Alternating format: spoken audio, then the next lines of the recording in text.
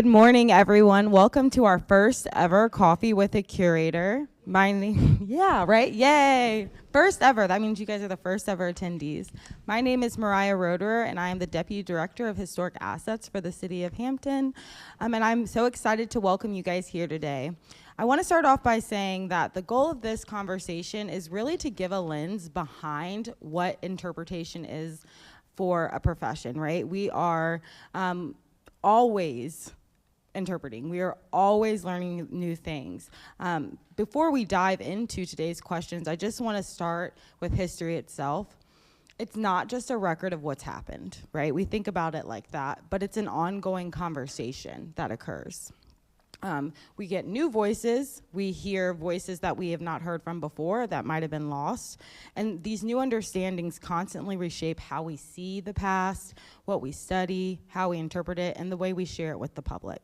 So I'm really excited to bring up 4 professionals today that kind of come from 4 different seats of historical interpretation, right? That's something that, as someone who did not enter the history field in the most traditional way, I've learned is there are so many different pieces to historical interpretation. There are so many different pieces to how we study history and how we tell history and how the public gains it. And so without further ado, I'm going to take a few minutes to introduce our 4 panelists. From CNU, we have Dr. Sheri Shuck-Hall. She is a professor of history at Christopher Newport University and currently serves as the chair of the history department and the director of Public History Center. In addition to teaching courses in public history in early America, Shuck-Hall directs the public history program, matching students with history internships and partnering agencies. And we are lucky enough that we have had like 4 of her students have worked here now, which is pretty cool. With over 30 years of experience in the field of public history, Shuck-Hall has worked as a consultant for museums, including the Atlanta History Center, and received the National Maritime Heritage Grant from National Park Systems in partnership with the Mariners Museum. She is active in VA 250, that is a part of what we are doing today, celebrating 250 years since the American Revolution, collaborating with local museums on an exhibition at the Trogler Fine Arts Center. She can wave, it's Chris. Thank you, Dr. Shuck-Hall, for being here. Thank you for having me. Yes, of course. Next, we have Marie St. Clair. Marie St. Clair is a graduate of Ferrum College in Theater Arts. She is a playwright that works with us in many different ways, as well as with partnering institutions. She specializes in writing plays that dramatize and bring to light some of the little-known history in Hampton and other places.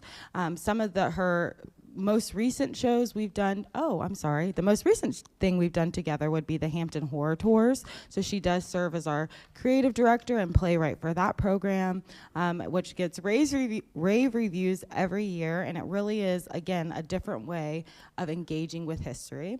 Then we have Willow Pell, our very own museum professional. He works as curatorial staff here at the museum.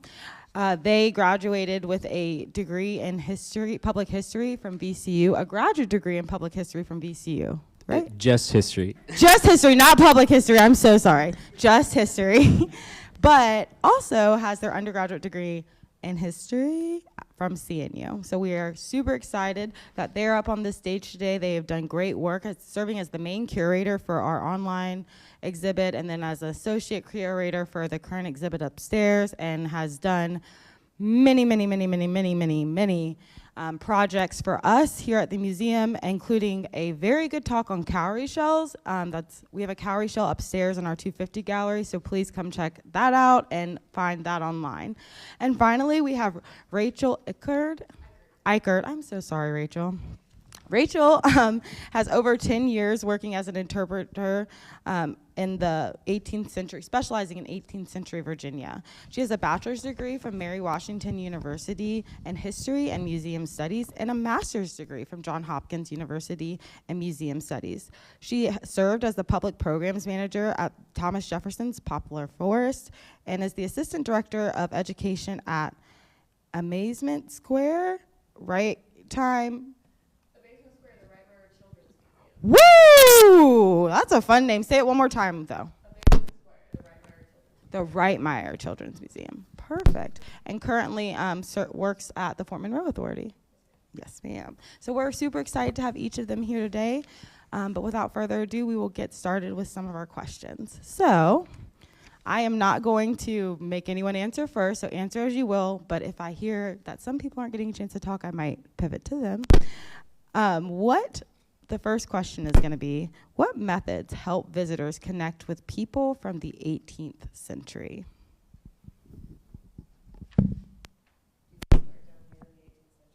Yeah. Let's start with a girl who's dressed in the 18th century.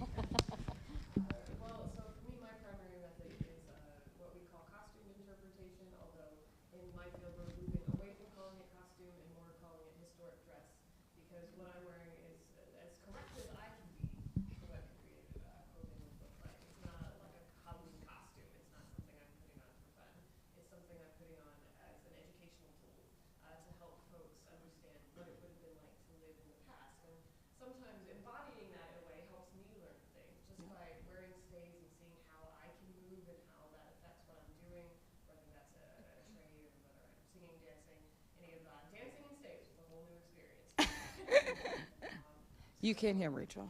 Oh, I was going to say, Your thing, it might be, is it here? did I not push the button? Oh no, but let's switch. Okay. I typically interpret what we call third-person interpretation, so I don't portray a person of the past. I'm not a character, I am myself, and that's mostly because I don't have the time to create and do the historic research to really embody a person of the past. I have many colleagues that do that, and I think they are amazing, but it takes a lot of dedicated research, and especially for people that don't necessarily have a written record. So there are people like Thomas Jefferson who wrote down every thought he ever had, and boy, howdy, is it easier to interpret him versus the enslaved people of Monticello, who maybe we don't have the written record for. But that's my 2 cents from 18th century Virginia. I think that is a great perspective, and I really never had thought before about how wearing clothes then helps you learn about what those uses were. So that was really special. All right, anybody want to try and give us an answer next? Will, you look like you're biting at the bit. Could you repeat the question, please? Of course. What methods help visitors connect with people from the 18th century? And it doesn't have to be visitors. It can be students. It can be colleagues. It can be anyone. But how do we make, or how do we help? We don't make people do it. But how do we help people connect with the past? Yeah, not specific to any particular period of time, but one thing that I always find people connect with far more about the past is when you learn about the little things that people do in everyday life, because so much of the documentation that we have of the past is from, of course, elites and wealthy people, people in high society, but when you learn about, the quirks of people's speech, or, the different assumptions that people have about each other, or, the tools that people use in everyday life that are sometimes the exact same as the ones that we do. I think that's what really helps people to connect with people of the past, is to realize that, as much as things changed in the past, there's still so many things that stay the same. And connecting with the humanity in the very small ways is, I think,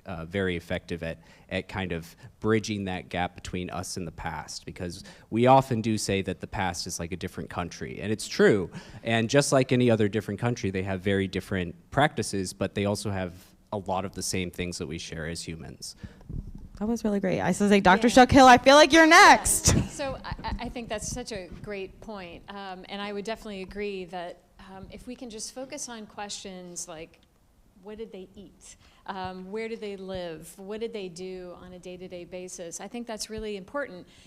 In displaying artifacts, for example, like a comb or a toy, something that people can recognize from their present-day life, and to be able to compare that, I think that's also something that does provide that connection.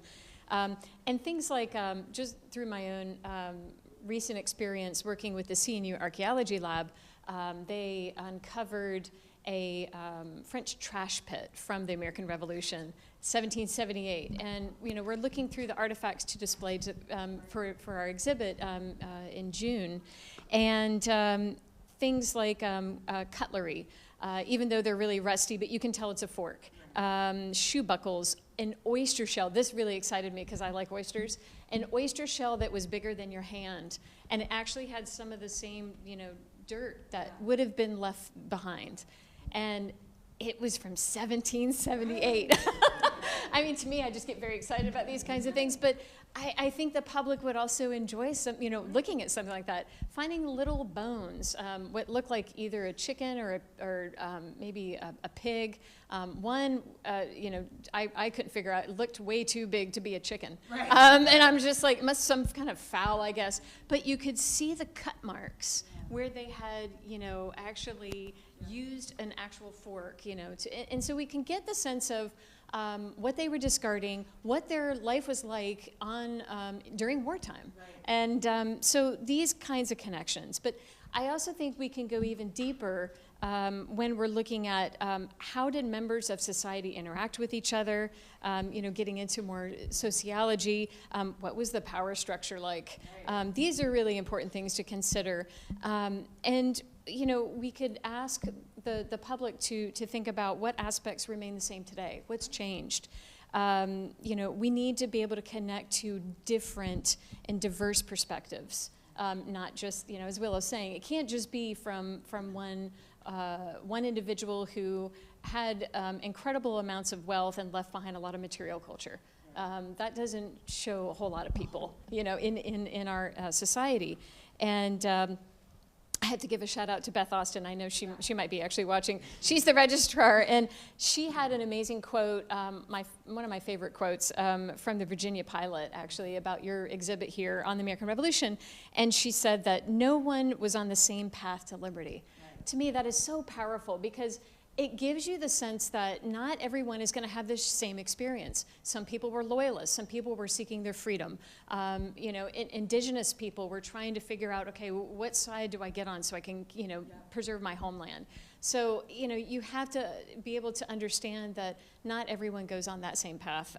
So I think it's also just, again, really valuable when we can help people reflect and look deeply over, over time, how we have progressed as a society, from basic standards of living to, to medicine, to societal norms, basic freedoms, laws, how we have progressed, but more importantly, what we can do to keep improving society to have progress. Yes, that was so good.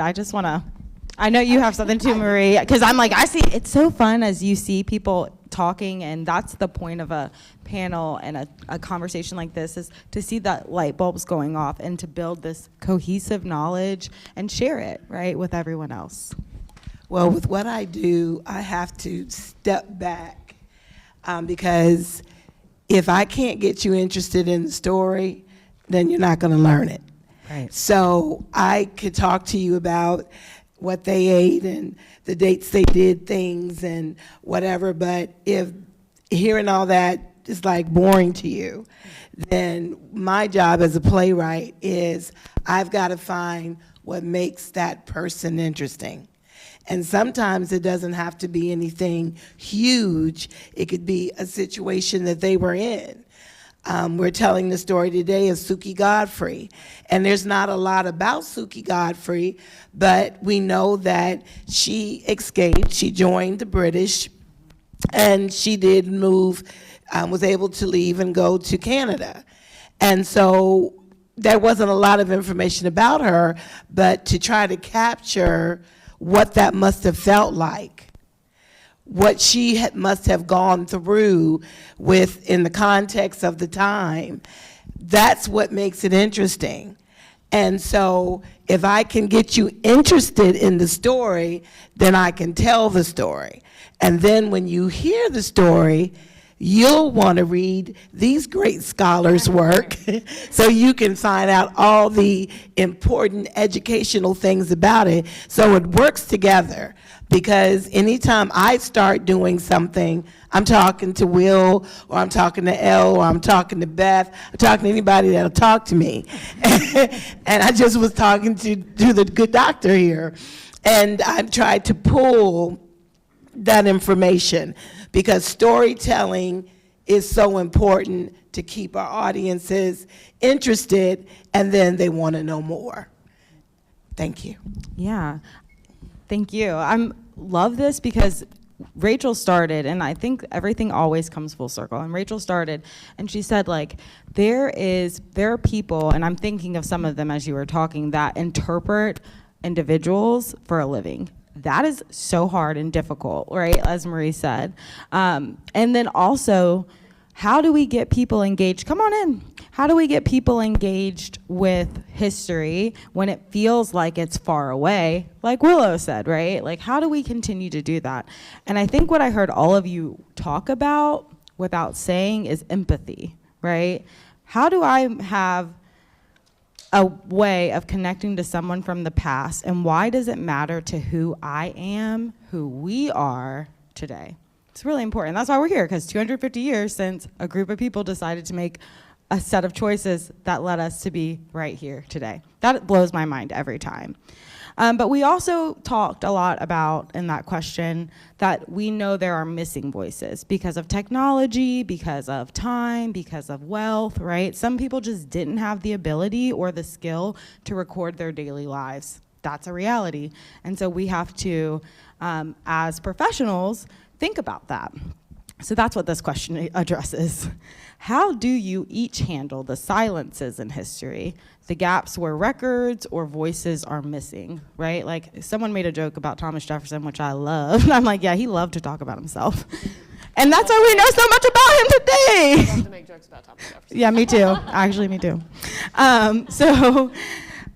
Yeah, when we're missing voices, and you know, a more public example that y'all are probably aware of is the work with Thomas Jefferson and Sally Hemings, right? There was a lot of things uncovered, and we were able to learn a lot more about her and him, and that changed the narrative and the interpretation at Monticello, right? So now I'm gonna throw it back to you guys, and again, whoever feels led to go first, how do we handle that? Well, I'll start. For me, covering the silence is learning and researching as much about the background as I can, how people lived, what they did, what was happening in the public at the time, and then putting what I know, what little we might know about the person in the role that they were in, and connecting it with that. And that helps me to create, I think, a more rounded story, but you still have to be very careful not to put your own, I think she would do this or he would do this, because every time I'm writing for a character, I have to lose myself, and because it's not about me, and I've got to listen for them to tell me their story. So that's how I do it. You want to go next, Dr. Shuck-Hall, and then we'll bounce to Willow? You want to go? Either way. Okay. You, me? You, me, you.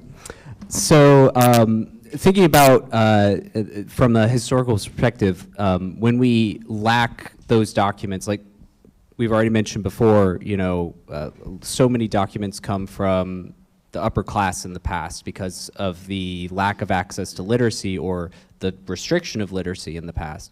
And in cases like that, there's a lot of different approaches you can take.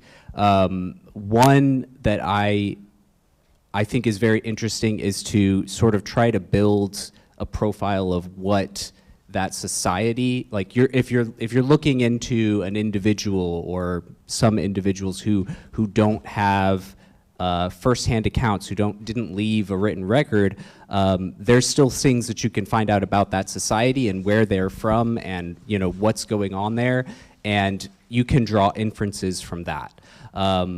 However, you can also look at the existing material and look at it with an even more critical eye. Now, historians always look at sources with a critical eye, at least good historians do. Good historians.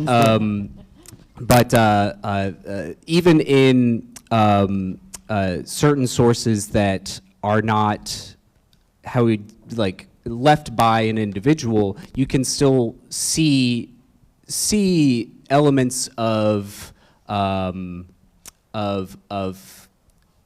their person coming out in, for instance, court documents. A lot of people that didn't have access to literacy in the past show up in court documents because everybody interfaces with the law at some point, whether that's good or bad, often bad.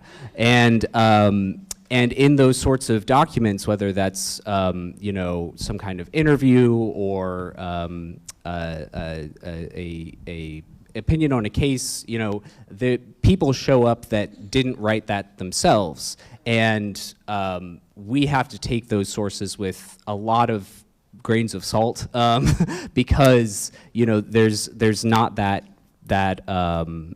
person's perspective, but there might be things that you can dig for and try to account for the bias of the writer to try to dig out some details about an individual. So a couple of there's a number of different ways that you can account for those silences, and those are a couple of them. Yeah, I think that was really helpful. And I like that you pointed on methods, because I think that's one of those gaps between like the general public and history and historians. And that is, I'm fortunate enough, like I said, to have gained entry into the history field a little bit later in my career. And my background is actually in social work and sociology. So I look at things a little bit differently, they're very complementary, I will say that. But I noticed, I'm like, oh, you guys are just like us. Like, you have methods and ways of looking at things, right? Like, you're not just reading something and then saying what you think. I mean, that comes out. And I'm going to pass it over to Dr. Shuck-Hall, because I think she's going to wrap that up. We have a lot in common. So I am a big fan of oral history. So I'm actually a trained ethnohistorian, and I focus on Southeastern indigenous people. And as we all know, in the early parts of their history, they didn't have written records. They depended on oral tradition. And so I think it's really important to incorporate as much as we can oral history. When I was compiling the history of the Alabama Coushatta, I was very much a part of going to the reservation, working with their tribal historian, working with the Alabama Coushatta people, just because they had told me that they lost a lot of their early history. They didn't know the details because of all of the very destructive U.S. policies against indigenous people, especially post-reservation days. A lot of their culture and even a lot of their language was stripped away. And so my task was to go very deeply in the records, colonial in particular, and to figure out, where are those little details. And it was really frustrating because a lot of the even French, Spanish and English records, they'd always just say the Indians, right. and they don't or the Creeks, because they live next to a creek, seriously. So it's like, it became really frustrating because you're trying to trace what groups experienced and how they interacted and how they survived, how they persevered. And so in my own work, I focused on incorporating oral history, oral tradition. So I used folktales. I used their origin stories. I focused on cultural practices that still remained intact despite colonization. And so focusing on migration stories about how they avoided forced removal, I think it really does allow their voices to be heard.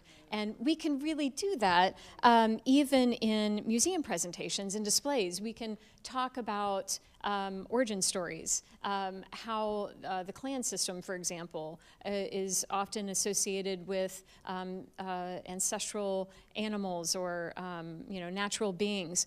And if you look at the specific animals, they related to the environment in which they, you can really get a sense of who they were just by, as a sociologist, this. It's like to understand their social structure and how they interacted. So I think it's also really important to introduce the public to different ideas about how history is presented, not just like, these are the written facts.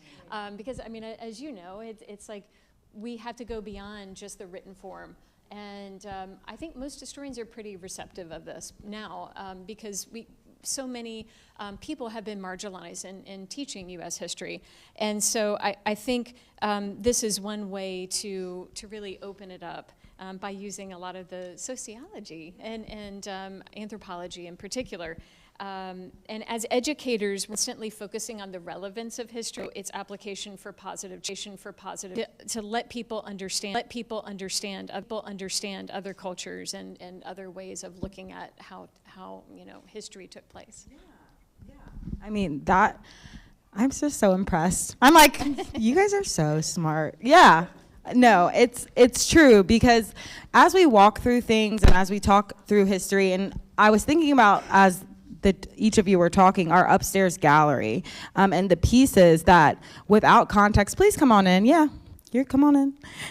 The pieces that without context would mean nothing. So again, newish to the history field, and when I was learning about our collection here, and we have a very large collection, probably somewhere between 300,000 and 500,000 items, and some of them are very, very, very small. So I tell people all the time, actually following the Louvre heist, I was like, people could break into our museum and try and steal things, but unless you had context to what you were looking at, you might not know how valuable it is. And I love Hampton because we're the home of archaeology. I mean, not really, but it feels like we are. We have so much. And check out, we have one of our collection specialists, Megan, will be in the gallery today with some archaeology and talking a little bit about archaeology in Hampton. So please check that out after this talk. But I'm saying that to say, without each of these pieces, we're not telling a story, right? We're not able to have a whole pie. We just have a piece of the pie. And in my mind, I think we're still missing a lot of pieces. We have a lot of pieces to find. But big theme is when you're putting together pieces, you have to check yourself. Marie said that, Willow said that, you said that. You have to say, what parts of me am I inserting in here? Because they are real people. I exaggerate, but one of the facts that sticks with me about Hampton history is George Washington had a crush on a woman who lived here, right? Well, Will is laughing because I'm exaggerating. I'm like, he had a big old crush, and she was a loyalist. Right.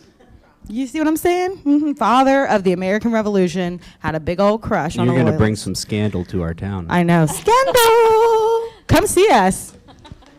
So, with that said, what does it mean to be objective when you're telling a story that can be rooted in emotion, right? Ideology and sometimes myth, because George Washington's teeth were not made of wood.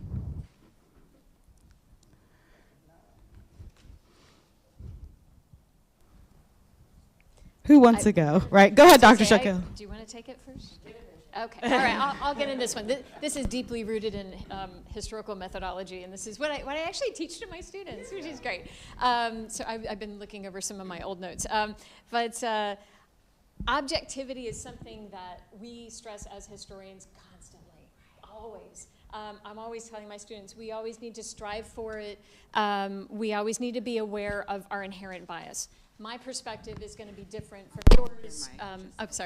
Yours is going to be different from other people. So inherently, we can't fully get rid of bias, but we can always be cognizant of it's there.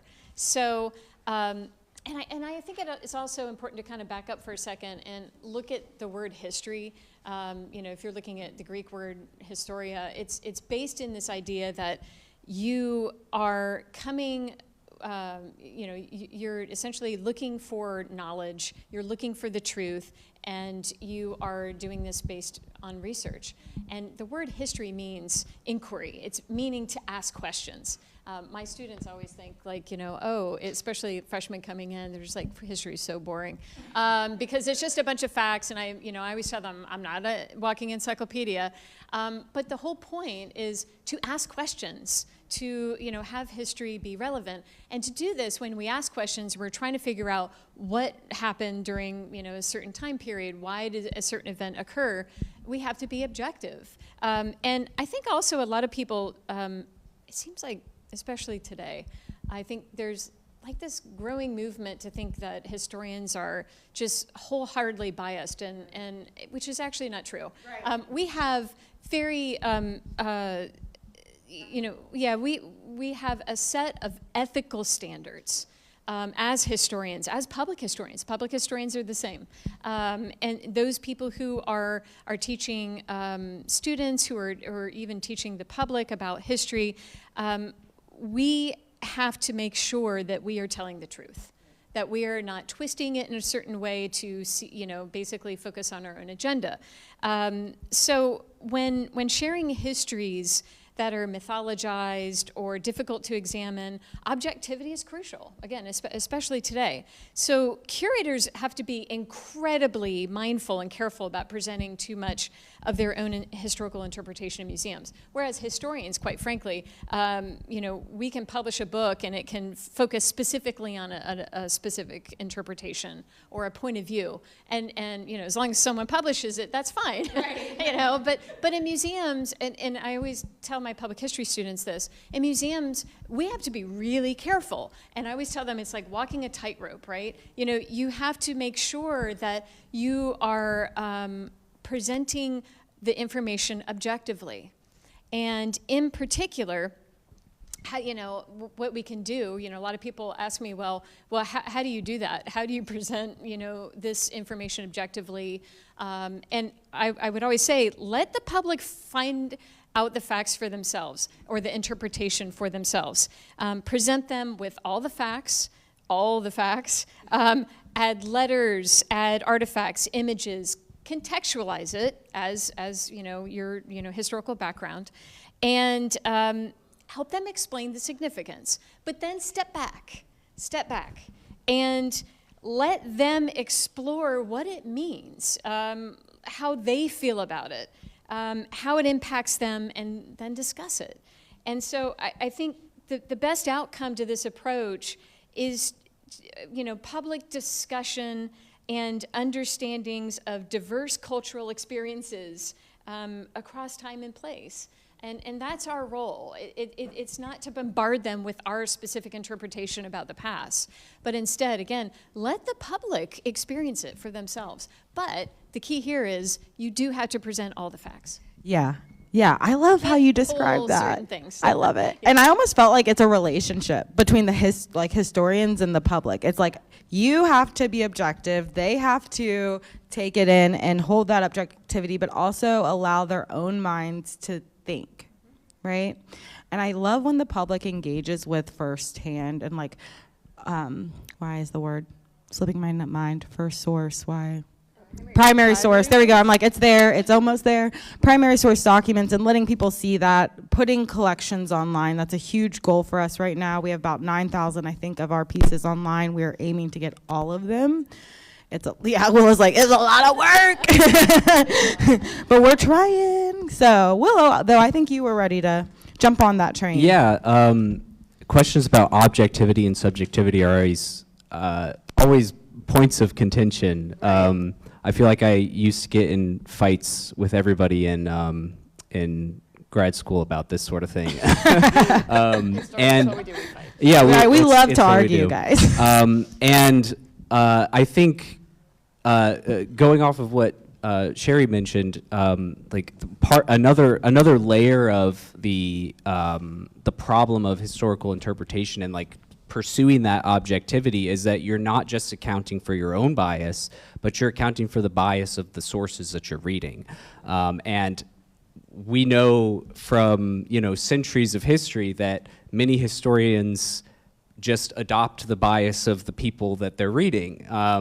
You can do that unconsciously, and so it's something that you have to be very conscious of, is where are you getting that information, and what is that information, how is that being skewed by the person who wrote it? So there's an extra layer of accounting for two different kinds of biases in your own and in the sources. And I think we definitely want to reduce that bias as much as possible. We have those methodologies for that purpose. But I do think that the subjectivity is inescapable. There's always that, the element of your own reading into it. And not to get philosophical here, but Go philosophical. It's a panel. The act of writing history is very much an act of fictionalizing the past, I feel.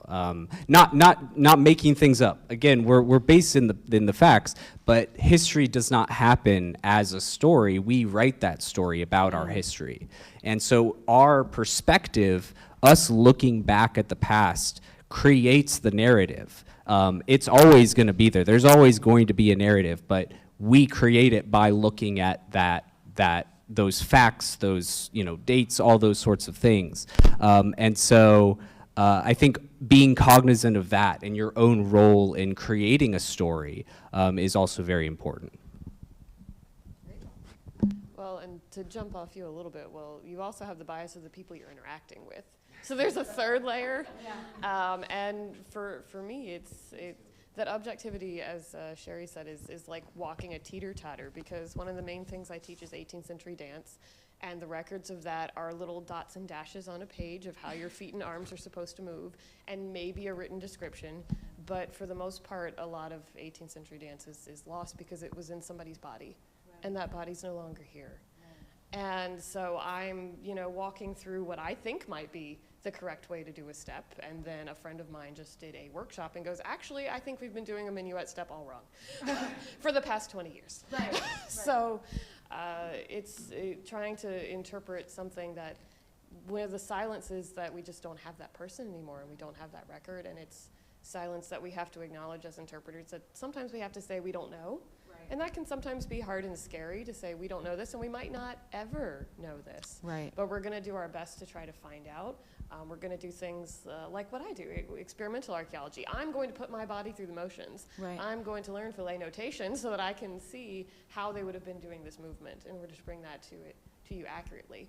But then I have somebody that maybe came to my program, and they don't want to dance with me. They're just here to watch because they have a bias that they can't dance. Right. That they have 2 left feet and they can't do it. And so I have to convince them, yes, you can. If you can walk and you can count to 8, you can do 18th century dance, and I'm going to show you how. Right. And that way you can experience just this little section of history through your body and have that sort of motion. And to get to that first question, how we interact with people, I think things that are touchable, things that people can wear, try on, to help any kind of immersion.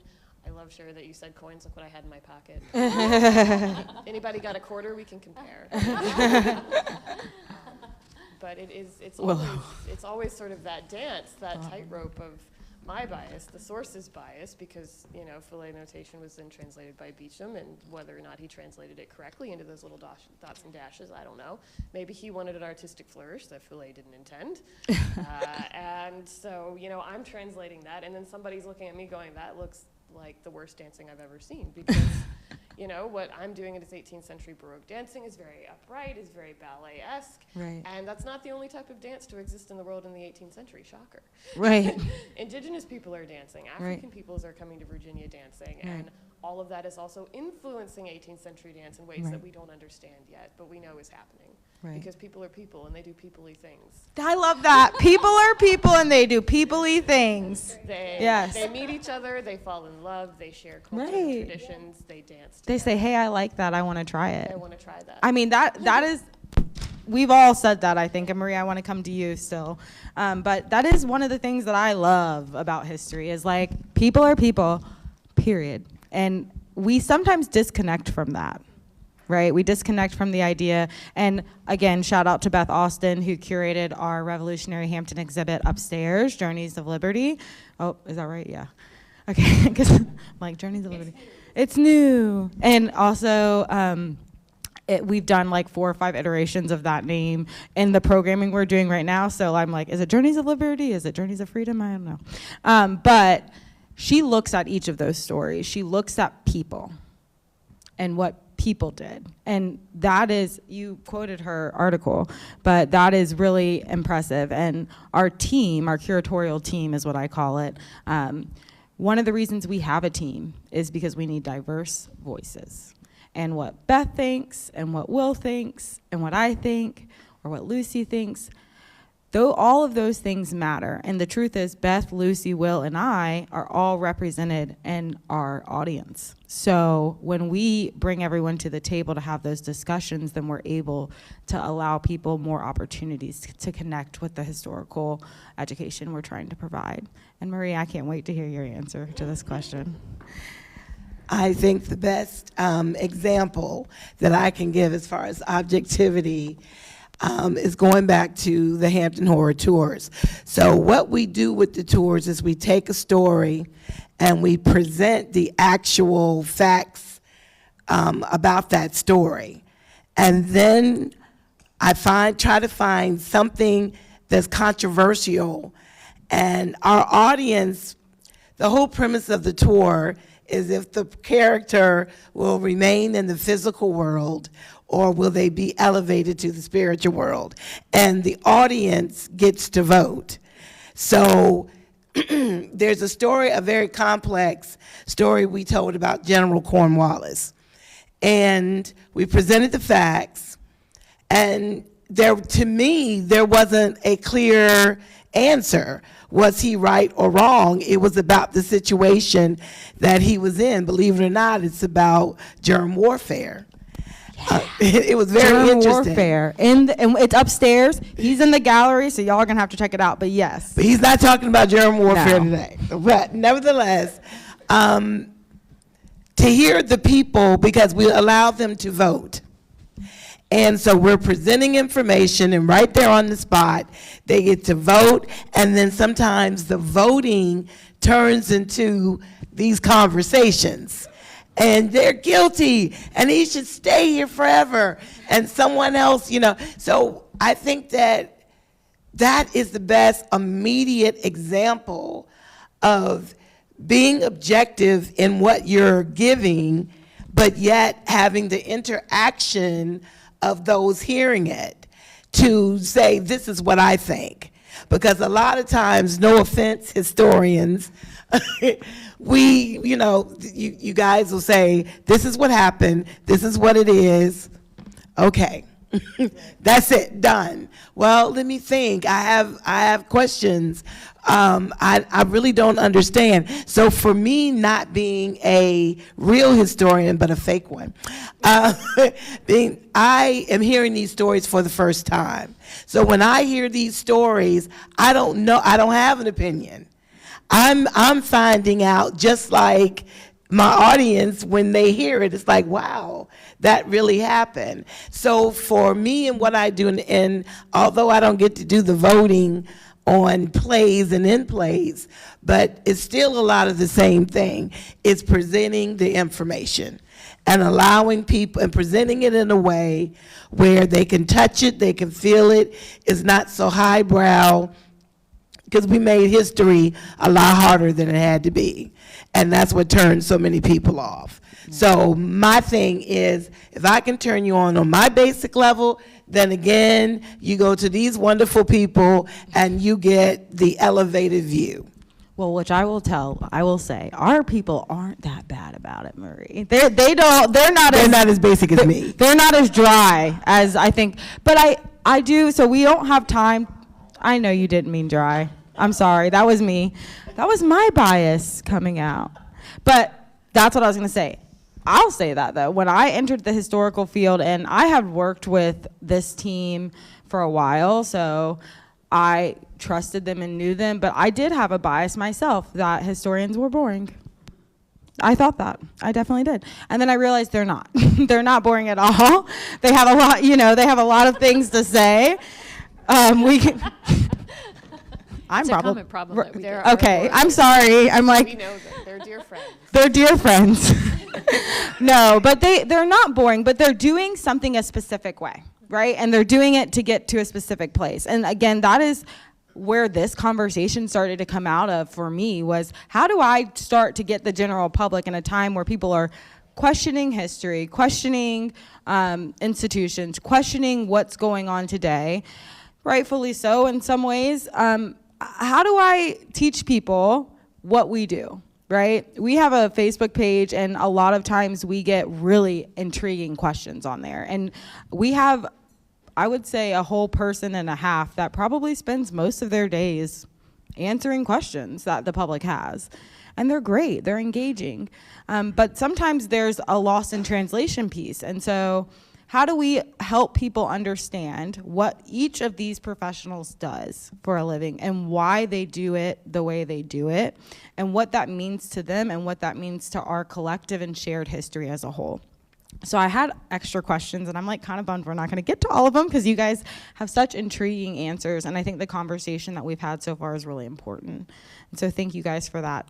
So I think the last one we will go for is the last question. And we've actually really touched on some of these, so I'll let you guys know we are going to discuss a little bit about authority, like who has the authority to tell history, how we interpret it, and then finally, what responsibilities come with it. So I think we should probably address authority and responsibilities, so kind of taking two questions and putting them together.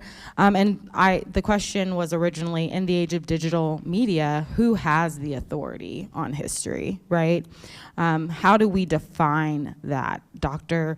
Shuck-Hall, you touched on oral history. That is a passion project here as well, because we know the value of them and we know how much of our history in Hampton was lost.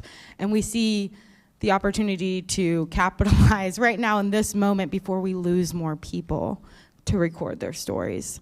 So who has the authority on, storytelling history? And then the second part is the responsibility factor, right? What is it like and what responsibilities come with being an authoritative figure on history?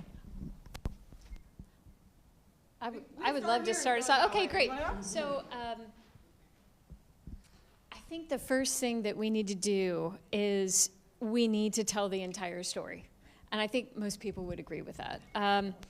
And not just touch on everything that's positive and leave out negative aspects. And I strongly believe that the most patriotic thing is to know where we went wrong and how we can avoid it in the future. And as a historian, I believe that we have the moral responsibility to do this every day and to encourage the public to do the same. And we should always make sure that the museums present whatever they're presenting, that they reflect the community in which it serves. So as much as possible, we should reach out to communities and participate in discussions about history, just like this one, which is, it's just invaluable, it really is. And in large part, I think people forget that museums are active centers for learning and not just passive ones. I mean, everyone kind of remembers those museums we went to and we're like, there's just a lot of stuff. Right. And people are glazing over and you get museum fatigue. You're like, oh my gosh, when are we going to get out of here? So museums aren't like that today. Right. I mean, we're doing a much better job. Yep. We've moved on for sure. But to have these activities where, for example, moderating oral history, I'm again a fan of oral history discussions whereby community members are able to share their memories and personal stories, like those who participated in the civil rights movement. And how you can link it today with new generations of growing civic activity and protests, how it really does, reflect and link the past to the present. That's something that historians deeply care about. We know it's relevant, but not everyone else knows it's relevant. And in many ways, as educators of history, we're always relating the significance of history to the present day. And knowing and preserving our shared history, it can help us better understand who we are, why we have done certain things in the past, and essentially, where we are today, how it can even influence present policies, and make this country a better place for everyone in the future. But again, we have to know the whole story. This has been so great. Thank you again. And we're going to continue to go, Marie. That is so wonderful what you said about telling the whole story. I'm a woman of a particular age, and when I was in 4th grade, that's when you learn about Virginia history. and my teacher, Miss White, that's when we were told, you talked about slavery. And when we, what? She actually said, it's okay. They were treated very good. And to find out, as I got older and learned more, the complexities behind slavery and the stories behind it, and I'm still learning. I think that is just, for me, it is so important to just tell the story. I am a storyteller. So I am telling you the story, which has to be based on as much fact and facts that I can find to connect the story. But then I need to make it so that it is relatable, that it is not so heavy that if you've never ever heard these stories before, you can't grasp it. Right. So I think that is the important thing to me, and I think that what you're saying, Sheri and Mariah, is so true. Museums, back in the day, it was you go and you look at some pictures and you read some things and you go on. I am just absolutely floored about the work that the History Museum does. I deal with this museum on a regular basis. The concerts that they have with different types of music, the different lectures that they have, the different exhibits that they have, and then they allow me to come in and do a play or tell a story, and other people as well. And that is so helpful because it connects people to the story. And we can be the best historians in the world, but if we're not connecting people, then we're just talking to ourselves. So like a preacher. Same kind of thing. So we have to find ways to keep it engaging and keep it on a level that is correct, that is educationally correct, but also relatable. And hopefully people will hear something, and that's when that change will come. Knowing this story, now I will look at people different. I won't be so hard to judge people because I understand a little better where they came from or what their background is. So that's the beautiful thing, and I can really see that there's a connection between sociology and history because it is until today, I didn't realize how connected it was. We study the same thing. It's just the way we look at it is different. Yeah. So I think that's it for me. I thank you. And Marie, you touched on so much. And I think that is the other thing about history. We have historians, but history is part of everyone. And it is part of your career. It is part of the work you do, whatever that is. And like Marie has found, she's a theater professional, but she has found a niche in telling historical perspectives and dramatizing stories so we can access them again so that everyone can access that history. And we are very grateful that you continue to work with us, that you continue to work with our historians and really get those untold Hampton stories out there and really build empathy with the general public for what we know is important. So, well, thank you. Willow. Yeah. Responsibility and authority are very big questions in history.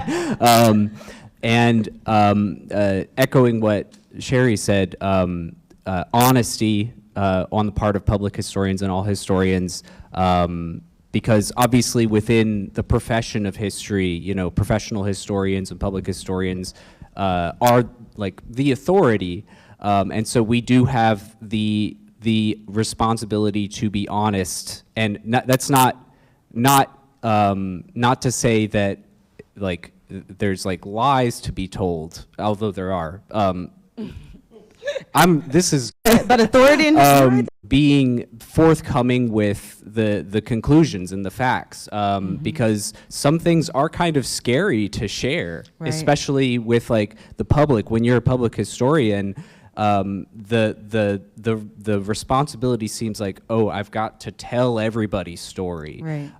And so, you know, there's a certain kind of there's a little nervousness, like putting that out there. Pressure. But we do have to be honest and like say these are our conclusions, these are the facts that we found, and this is what we don't know, because that's the scariest thing is saying what you don't know. Then on the question of authority, like I do, obviously, like I said, you know, in the profession, you know, we have professionals that are authorities, but that's like the profession of history is a very specific thing. Like that is the practice of history as like it is in the modern day. But like history itself is so dispersed in its authority, because, you know, you've got historians who are telling stories, but we're all creating history every day. Right. And I mean, it's a little bit scary again, like the future's watching us. You know, right now, when you leave a record, you're leaving behind a little trail of how we live today, you know, how you live today. And of course, not all of that's going to be seen by the future. I don't mean to scare anybody. Like, who knows? future's Ancestry.com watching us. has everything on it, okay? Well, Like, you know, be careful about your digital footprint, I guess. You know, we all kind of carry that responsibility to not necessarily, you know, curate history for ourselves and for other people, but to be cognizant of how we're contributing to history. Yep. Gosh, you guys are all so great. This is amazing. All right, Rachel, no pressure, but No, I was yeah, going right. to say, down here. So for me to talk a little bit about responsibility, I feel my responsibility as an interpreter is to always keep learning, to educate myself, not only on facts, but on interpretive techniques and how best to connect with my audience. It's my responsibility to keep asking questions. So in fact, when someone says, I'm the authority on this, I kind of get suspicious. You're like, I'm like, have you stopped asking questions? Or if you're the authority on this subject. And that's a responsibility I think everybody has, like Willow says, being cognizant of making your own history. It's your responsibility to ask questions too, particularly in a digital age that we're in now, where everybody can get on their little device and say, well, I'm the authority of this and I'm telling the truth, and maybe they're not.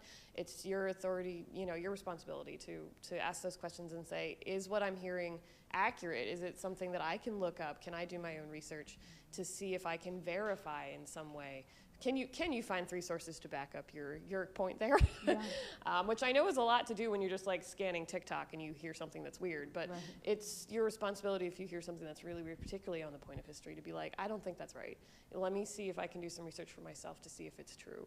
And on the point of educating myself, something that I know is another responsibility many interpreters carry, particularly interpreters of color, is telling those hard stories, sharing the hard narratives. It's emotional work. And me as a white woman, I can't necessarily, you know, say I can completely relate to an enslaved person in the 18th century. I can tell that story as best I can. I can work on my own empathy and my own muscles in my emotions in order to be able to carry that story and tell it as best I can. But I also have to acknowledge that I can't fully know it. And it's going to be a heavier burden for my friends that are interpreters of color, because they feel it in different ways. They feel it in emotional trauma that's been passed down through generations. So it's a responsibility also to be kind with ourselves. Be kind with people that work in museums. If you're coming and you disagree with something that I might say, please tell me that you disagree, but don't do it nastily, do it kindly. Say, maybe I've heard something different, and then I'll say, what are your sources? And we can have a great conversation about it. We love to do that. Let me show you my homework. You know, in the end, all of us historians are just people that are really good at homework. that is very true. But just be kind and give each other grace, because we're living in a time period, I think, where everybody wants to fight about history in very real ways. And I think it's much more productive if we can sit down and have a calm discussion about it and give ourselves grace and understand that sometimes history is terrible. Nobody likes talking about the Holocaust. Nobody likes talking about slavery. But if we don't talk about it, then we might make those mistakes again. I had a really wise professor of history in college, Professor Blakemore. He said, history doesn't repeat itself.